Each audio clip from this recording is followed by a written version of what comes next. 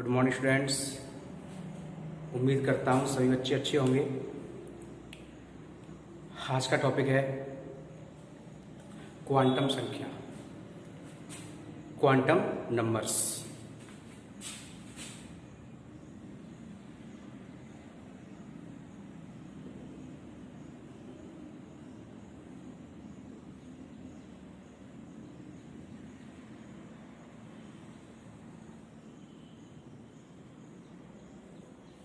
Quantum numbers, quantum संख्या। बेटा देखिए, ये क्वांटम संख्याएं क्या होती हैं, ये चीज हम आपको बताते हैं, है बेटा। तो देखिए, क्वांटम संख्याएं, पहली बात ये होती है कि क्वांटम संख्याओं को, हमें क्वांटम संख्याओं की आवश्यकता क्यों पड़ी, क्या आवश्यकता है क्वांटम संख्या पढ़ने की हम लोगों को, तो मैं आपको बताऊं। बेटा देखिए, हमें पता है कि परमाणु है, उस परमाणु के केंद्र में नाभिक है, और उस नाभिक के चारों ओर का वह त्रिविम क्षेत्र है जहां पर इलेक्ट्रॉन निवास करते हैं, इलेक्ट्रॉन घूमते रहते हैं, ठीक है ना। अब वे इलेक्ट्रॉन उस त्रिविम क्षेत्र में किस स्थान पर हैं, इस परमाणु में नाभिक के चारों ओर कक्षाएं बनी हुई हैं, इन कक्षाओं में इलेक्ट्रॉन किस कक्षा में है, किस स्थान पर, इस कक्षा में किस स्थान पर है, उसका चक्कर कैसा है, यानी वो वामवर्त दिशा में घूम रहा है या फिर वो दक्षिणावर्त दिशा में घूम रहा है, दक्षिणावर्त घूम रहा है या फिर वो वामवर्त घूम रहा है, किस दिशा में घूम रहा है, उसकी ऊर्जा कितनी है, किस ऊर्जा स्तर में है वो, ठीक बेटा। ये चीज हमें ज्ञात करने के लिए, यानी ये चीज हमें निकालने के लिए हमें क्वांटम नंबर्स की आवश्यकता पड़ती है। इतनी बात क्लियर किया आप लोगों को, क्वांटम नंबर्स हम लोगों किस लिए है, ठीक है ना। अच्छा, तो अब हम बात करते हैं क्वांटम नंबर्स क्या होते हैं, क्वांटम संख्याएं क्या होती हैं और इनके कितने प्रकार होते हैं। क्वांटम नंबर्स के में क्या क्या निकालना होता है, हमें इलेक्ट्रॉन की एग्जैक्ट पोजीशन ज्ञात करने के लिए हमें क्या क्या करना होता है। तो बात करते हैं क्वांटम संख्या की। तो देखिए, क्वांटम संख्याएं वे संख्या होती हैं जो परमाणु में इलेक्ट्रॉन की स्थिति और उसकी ऊर्जा, निर्धारित करती है। स्थिति में सारी चीजें आती, चक्कर क्या है ना, किस कोष में है, उस स्थिति में सारी चीजें आ जाती हैं, ठीक है ना। और उसकी जहां पर है वो, उसमें उसकी ऊर्जा कितनी है, एनर्जी क्या है उसकी, वो चीज हम लोगों को ज्ञात करनी होती है, ठीक है बेटा। तो बात करते हैं, स्वयं बात आप लोगों को आ गई, क्वांटम नंबर्स क्या होती हैं, यानी कि परमाणु में जो इलेक्ट्रॉन है, इलेक्ट्रॉन, उस इलेक्ट्रॉन की स्थिति और क्या बेटा, ऊर्जा, इनका निर्धारण करती है। बात सब लोग क्लियर हो गई, स्थिति और ऊर्जा के आधार क्वांटम नंबर्स करते हैं। अब बात आती है क्वांटम नंबर्स के types. How many types of quantum numbers, यानी क्वांटम संख्याएं कितने प्रकार की होती हैं। तो there are 4 types of quantum numbers, यानी कि क्वांटम संख्याएं कितने होती है, 4 प्रकार की होती हैं। चारों के नाम मैं लिख दे रहा हूं बेटा, 4 प्रकार की हैं। नंबर 1 आता है मुख्य क्वांटम संख्या, मुख्य क्वांटम संख्या, मुख्य क्वांटम संख्या, ठीक है बेटा, ठीक है। इसको हम रिप्रेजेंट करते हैं स्मॉल एन से, हम लोग कैसे करते हैं इसको, स्मॉल एन से, मुख्य क्वांटम संख्या। नंबर दूसरी होती है बेटा इसके बाद में दिगंशीय क्वांटम संख्या, दिगंशीय क्वांटम संख्या, इंग्लिश में हम लोग बोलते हैं एजीमुथल, एजीमुथल क्वांटम नंबर्स। इसको हम दर्शाते हैं स्मॉल एन से, ठीक है ना। तीसरी होती है चुंबकीय क्वांटम संख्या, चुंबकीय क्वांटम संख्या, इसको बेटा हम लोग दर्शाते हैं एन से, हम लोग कैसे कर देते हैं हम लोग एन से, या कुछ आपकी एनसीईआरटी बुक में इसको एम एल से दर्शाते हैं, एम सफिक्स में स्मॉल एल, ऐसे भी हम लोग दर्शाते हैं। आपकी एनसीईआरटी बुक में इस तरह दर्शाया गया है एम एल से, ठीक है ना। अच्छा, उसके बाद में आती है, इसको क्या बोलते हैं हम लोग, मैग्नेटिक क्वांटम नंबर्स। अच्छा, अब 4th नंबर में आपका आता है, जिसका नाम है स्पिन या चक्र, क्वांटम संख्या। ठीक है, इसको नीचे बोलते हैं हम लोग स्पिन क्वांटम नंबर्स। इसको हम दर्शाते हैं एस से। हम लोग क्या दर्शाएंगे इसको हम लोग एस से। ठीक है ना, एनसीईआरटी बुक में आपकी में इसको एमएस से दर्शा देते हैं, एमएस। ठीक है ना, तो ये 4 टाइप्स हैं क्वांटम नंबर्स के, कि there are 4 types of quantum numbers. मैंने आप लोगों को 4 टाइप्स के लिखा दिए कि क्वांटम नंबर्स कौन कौन से होते हैं। ठीक है, अपना बात आती है पहली कि जो क्वांटम नंबर्स हैं उनमें इन सबका क्या महत्व है, ये हम लोगों को इलेक्ट्रॉन की कौन कौन सी चीजें बताते हैं। फिर बात आती है पहली पॉइंट की कि जो मुख्य क्वांटम संख्या है ये हमें क्या बताती है। जो मुख्य क्वांटम संख्या ये हमें बताती है कि क्वांटम संख्या में जो इलेक्ट्रॉन होते हैं, यानी जो परमाणु में इलेक्ट्रॉन होते हैं, उन इलेक्ट्रॉनों की नाभिक से औसत दूरी और उनका ऊर्जा स्तर, यानी वे कौन से ऊर्जा स्तर में हैं, कौन से कोष में हैं, यानी कि हमें क्या बताती है, कोष बताती है, कोष या ऊर्जा स्तर कि इलेक्ट्रॉन जो है वो किस कोष में है या फिर कौन सी ऊर्जा स्तर में है। ठीक है बेटा, ये हम लोगों को ये चीज बताती है।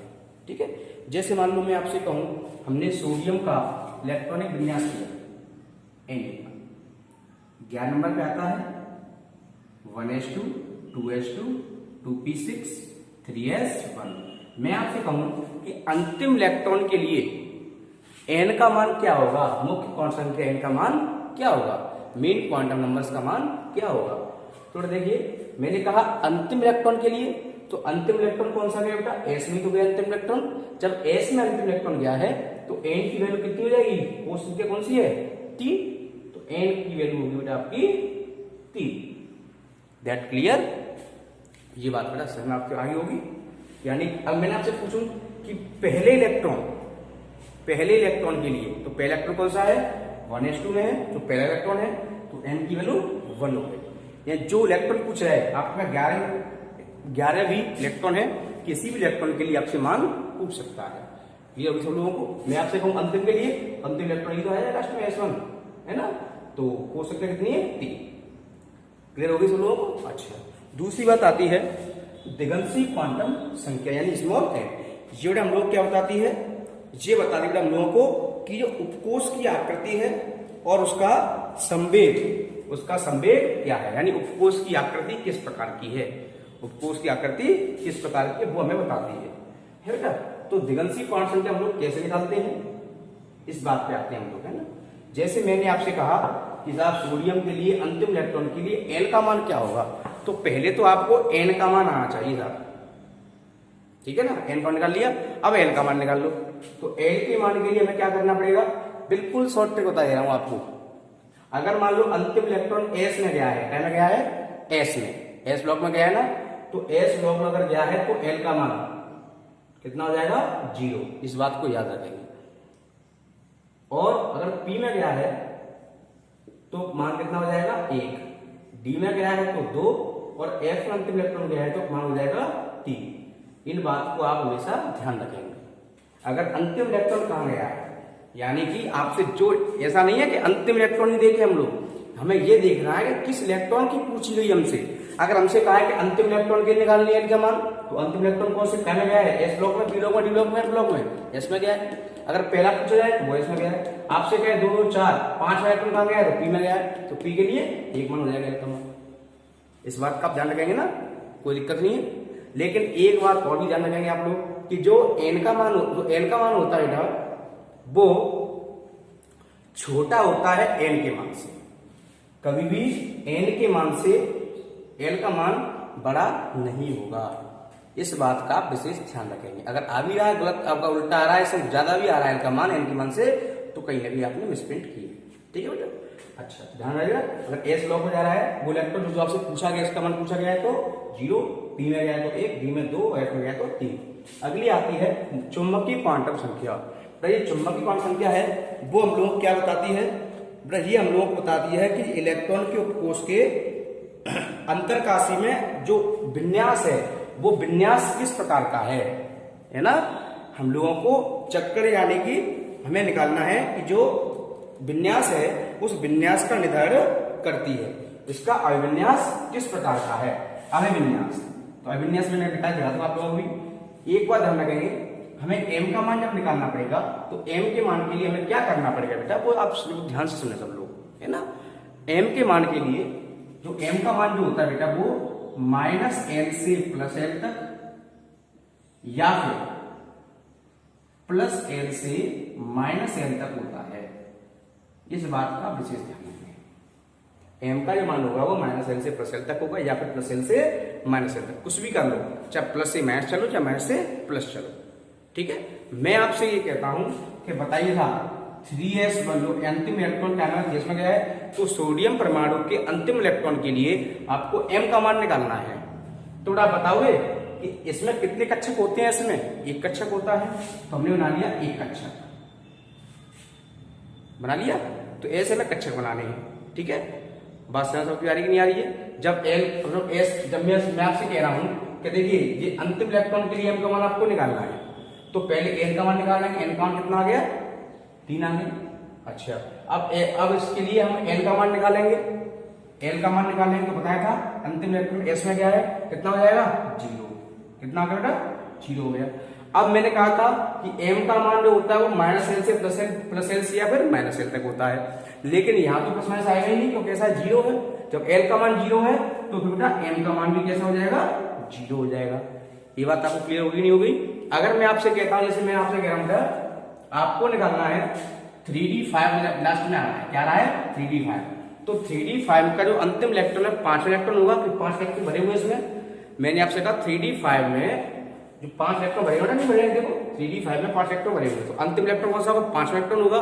तो 5वें इलेक्ट्रॉन के लिए आपको m का मान निकालना है। तो पहले निकालेंगे आप मान क्या आएगा? n का। तो n का मान कितना हो गया? 3। निकालेंगे n का मान कितना आएगा? d है ना, तो d के लिए कितना होता है बेटा? d के लिए कितना होता है? 2 होता है मान इसका। d के मान कितना आ गया? 2 आ गया। अब आपसे पूछा है कि इसमें बताओ m का मान कितना होगा। तो m का मान लो मैं लिख रहा हूं +2 से -2, ठीक है ना। हमारा मान लिया मैंने +2 से -2 तक है। तो अब हम क्या देंगे बेटा? लास्ट d है ना, तो d में बेटा कितने कक्षक होते हैं? d में होते हैं कितने? 5 कक्षक। तो हम लोग 5 कक्षक यहां बना लेंगे, 1 2 3 4 5 बना लिए। अब -2 से +2 से -2 का वैल्यू रखो, +2 के बाद कौन आता है? +1, फिर कौन आता है? 0, फिर क्या आता है? -1, फिर क्या आता है? -2।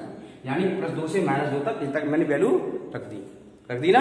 अब क्या करना है? 5वां इलेक्ट्रॉन पूछा, जो इलेक्ट्रॉन पूछा उस इलेक्ट्रॉन को पकड़ो। देखो पहला इलेक्ट्रॉन d में, दूसरा इलेक्ट्रॉन d में, तीसरा इलेक्ट्रॉन d में, चौथा, और ये कौन सा है? 5वां। ये आ गया पकड़ में, 5वां इलेक्ट्रॉन ये वाला है। अंतिम पूछा ना, अंतिम कौन सा होगा? 5वां होगा। तो 5वां इलेक्ट्रॉन हमारी पकड़ में आ गया। अब क्या करना है? तो m की वैल्यू कितनी आ गई? -2। क्लियर हो गया नहीं हो गया? m का मान निकालना सब लोगों को आ गया, ठीक। अब बात आती है स्पिन, यानी कि उसका चक्र क्या है इलेक्ट्रॉन का। इलेक्ट्रॉन वामवर्त घूम रहा है या फिर वो दक्षिणावर्त घूम रहा है, ये चीज हम लोगों को क्लियर होनी चाहिए। तो हम लोग क्या करेंगे? आप केवल ये देखो, आपने इलेक्ट्रॉन पकड़ा है, वो इलेक्ट्रॉन बिल्कुल सीधा है या फिर इस तरह से उल्टा है, ये आप देख लो बस। सीधा इलेक्ट्रॉन है या फिर वो उल्टा इलेक्ट्रॉन। अगर सीधा इलेक्ट्रॉन है इस तरह से तो s का मान हो जाएगा +1/2। अगर उल्टा है तो हो जाएगा -1/2।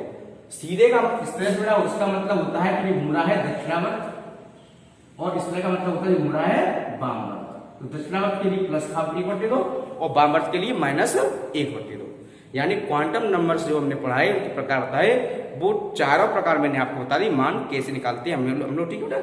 अब बात आती है एक आध एग्जाम्पल्स में आपको इसके कराता हूं, है ना, कि इन क्वांटम संख्याओं पर एग्जाम्पल्स क्या क्या हो सकते हैं। तो देखिए एग्जाम्पल मैं आप लोगों के लिए लिख रहा हूं। मैंने एग्जाम्पल लिखा, आप लोगों को निकालना है एल्यूमिनियम में, Al मैंने दे दिया, 13 नंबर पे आता है, 30 इसका एटॉमिक नंबर है 30। मैंने कहा एल्यूमिनियम के अंतिम इलेक्ट्रॉन के लिए चारों क्वांटम संख्याओं के मान ज्ञात आप करें। एल्यूमिनियम के कौन से इलेक्ट्रॉन के लिए? अंतिम इलेक्ट्रॉन के लिए। तो अंतिम इलेक्ट्रॉन के लिए क्या करना पड़ेगा? विन्यास करना पड़ेगा। तो विन्यास हम लोग करें, 1s2 2s2 2p6 3s2 1s2 2s2 2p6 3s2 3p कितना 1 6 2 8 10 तो 12 और 13 ये लास्ट में कितना आ गया 3p1 आ गया बेटा। इतनी हम लोग क्लियर होगी बात 3p1 आ गया। तो अंतिम इलेक्ट्रॉन कहाँ है p में है तो n की वैल्यू आगे कितनी है 3 है बेटा। और उसके बाद में n की वैल्यू आ गई है ना। अब किसकी वैल्यू निकाले हम लोग l की वैल्यू बताया था s के लिए 0 p के लिए 1 तो कितनी मान हो गया 1 हो गया। m का मान +1 से रख दो कहां तक -1 तक। डिब्बे क्या बनते हैं p में 3 बनते हैं तो +1 0 -1 क्लियर हो गया बेटा। सब नहीं हो गया +1 0 और -1 हो गया। अब क्या करना है एक इलेक्ट्रॉन भरना है यहां पर तो m की वैल्यू कितनी आ गई बेटा -1 आ गई। s की वैल्यू इलेक्ट्रॉन बामवर्त दक्षिणावर्त सीधा गोल तो +1/2 दैट्स क्लियर। बताओ भाई इतनी बात समझ में आ गई कि नहीं आ गई। मैं आपसे कहता हूं कि इसी में आप लोगों को निकालना है 5वें इलेक्ट्रॉन के लिए। कौन इलेक्ट्रॉन के लिए 5वें इलेक्ट्रॉन के लिए चारों 5 संख्याओं के मान। तो बेटा बताएंगे 5वां इलेक्ट्रॉन कहां पे होगा। अंतिम तो नहीं कहा मैंने, अंतिम से 5वां कहता तो अलग बात। मैं कहा 5वां इलेक्ट्रॉन यानी कि शुरुआत से 5वां इलेक्ट्रॉन ठीक है ना। तो 2 2 4 5 इलेक्ट्रॉन इसमें आ रहा है। देखो 2 इलेक्ट्रॉन ये हो गए 2 ये 4 यहां तक 4 हो गए ना। तो 5वां 2p6 आ रहा है इसमें आ रहा है पहला इलेक्ट्रॉन जो होगा वो 5वां होगा। इस 2p6 में पहला इलेक्ट्रॉन जो होगा कैसा होगा 5वां। क्यों 2 ये गए 2 ये गए तो यहाँ पर पहला इलेक्ट्रॉन रहेगा तो 5वां तो p में आएगा। तो n की वैल्यू 2 और उसके बाद l की वैल्यू p के लिए 1 होती है। m की वैल्यू +1 से कहां तक -1 तक 3 डिब्बे बनेंगे +1 0 -1 m की कितनी है बेटा कितनी है वैल्यू +1 आ गई आई कि नहीं आई +1 आ गई ना। और उसके बाद में s में कितनी आ गई +1/2 बताओ। इतनी बात क्लियर सबको होगी नहीं बेटा। ये चीज मुझे आप लोगों को बतानी थी कि किसी भी इलेक्ट्रॉन के लिए आपसे पूछ सकता है शुरुआत से 5वां अंतिम से 5वां। अंतिम से 5वां कहता है तो कहां तक डाल दिया हम लास्ट वाला अंतिम से पहला ये रहा अंतिम से 30 इसमें है अंतिम से 5वां इसमें आ जाएगा। इसमें कौन सा इलेक्ट्रॉन होगा इसमें इलेक्ट्रॉन होगा इसमें p6 है यानी p में क्या चैप्टर बने हैं 1 2 3 4 5 6 तो 2 और 1 3 ये गए। अब उल्टे चलो अंतिम चौथा ये रहा अंतिम 5वां ये वाला इलेक्ट्रॉन है ये वाला उल्टा और आई वाला ये ठीक है ना। इसके लिए s काउंट कितना जाएगा s का मान जाएगा -7 ठीक है बेटा। इतनी बात सब लोग क्लियर होगी ना। तो इस तरह से हम लोग क्वांटम संख्याओं के मान हम लोग निकालते हैं ठीक है बेटा। इसके बाद में आप लोग इतना पढ़ेंगे। इसके बाद में बेटा आगे कुछ नियम वगैरह है जैसे पाउली वजह का नियम है हुंड का नियम है ना। तो वो हम लोग आपको बाद में पढ़ाएंगे। फिलहाल आप इतना याद करेंगे। तब तक के लिए टाटा बाय बाय।